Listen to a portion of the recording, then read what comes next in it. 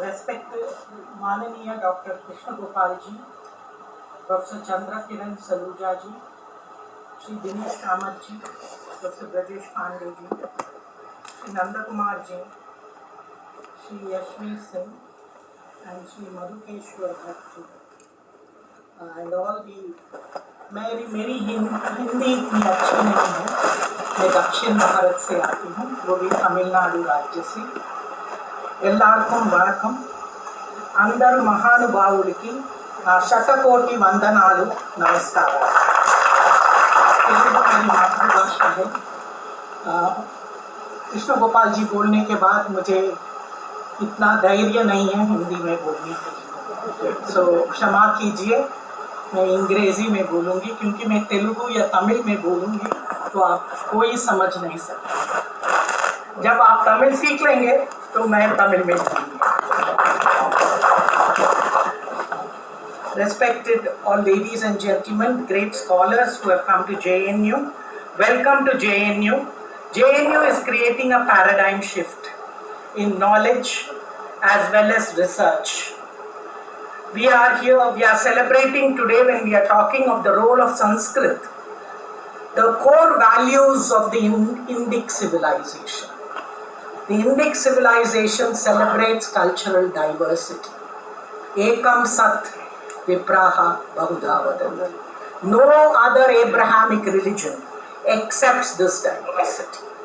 So please remember, we should be first extremely proud of our civilization. See, anybody when they want to destroy a civilization, they hit upon your knowledge system. And that is what the invaders did. And they first destroyed our knowledge by saying that we were inferior, called us indigenous, when really our languages are the Rashtriya Bhasha. And hence, as many people we know, knowledge is power, but power is also knowledge. Those who hold the reins of power can even dominate knowledge. After 2014, we have had a paradigm shift. Let us make the best use of it. And Jawaharlal Nehru University, being India's #1 university, will take this step in that direction. Because we are the university that represents the Prime Minister's Sabka Saath, Sabka Vikas, Sabka Prayas, Sabka Vishwas. You will ask me why. We still give education to the poorest of poor in 10 and 20 rupees. मुझे दिखाइए किस IIT और दूसरी किस विद्यापीठ ऐसे दे सकते हैं. We are the ones who bridge economic and social disparity.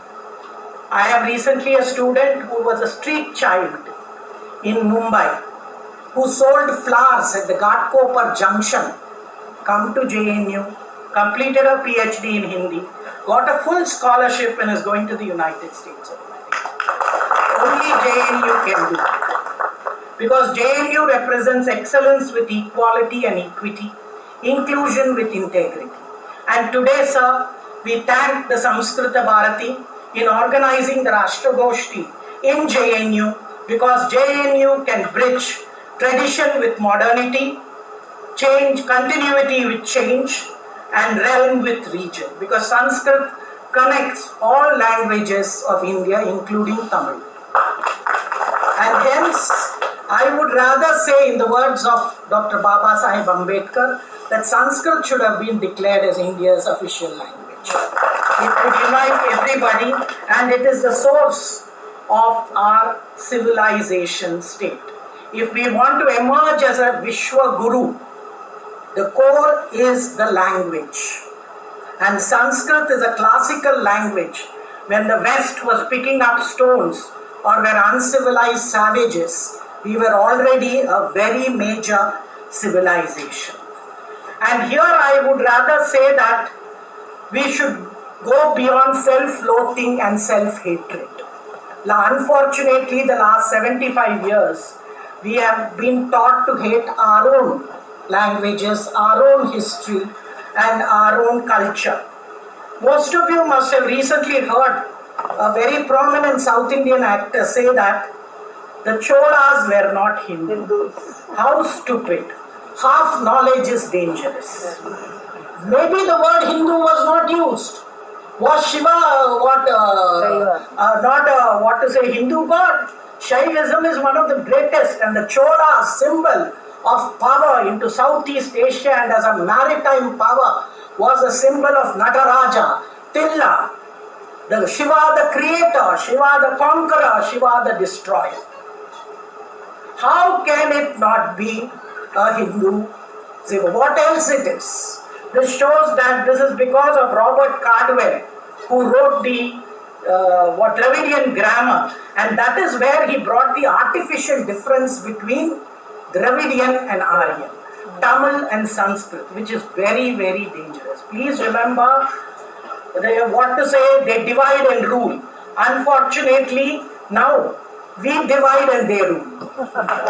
So it is very important that a unifying language like Sanskrit, which is a part of our culture. See, if you don't want to be alienated from your roots, you need a language that can express your inner being. If you can't do that, it is extremely difficult. And hence I would say that let us decolonize the Indian minds. And sir, in education you have to begin it very early in school.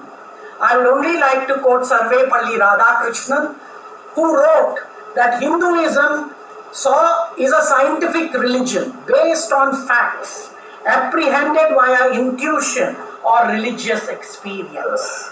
It is a process, constantly evolving, not confined to one book and one prophet. Hinduism is eternal. Why? Because if you remove one book and one god, it does not perish. We have a choice of gods, we have a choice of books, and I will also tell the Vampangti in JNU who is known that Sankhya philosophy is much more Marxist than Marxism. And I would also say the Indian civilization is a feminist civilization. Who can be a greater feminist than Draupadi or Sita, the first single mother? So Marxists or the West need not teach us modern values. It is very much ingrained in our civilization. And if you see that, I would only suggest to the Samskrita Bharati and to Krishna Gopalji and the great scholars sitting here that the Hindu view of life by Radhakrishnan must be made compulsory. It's a very small book. And what is Hinduism by D.S. Sharma? I don't know whether most of you know Bharatiya Vidya Bhavan, which was started by Sri K.M. Munshi, did yeoman service in this. And you know the previous governments closed it. He fought against them. Many of their books are today not available. Please make them available.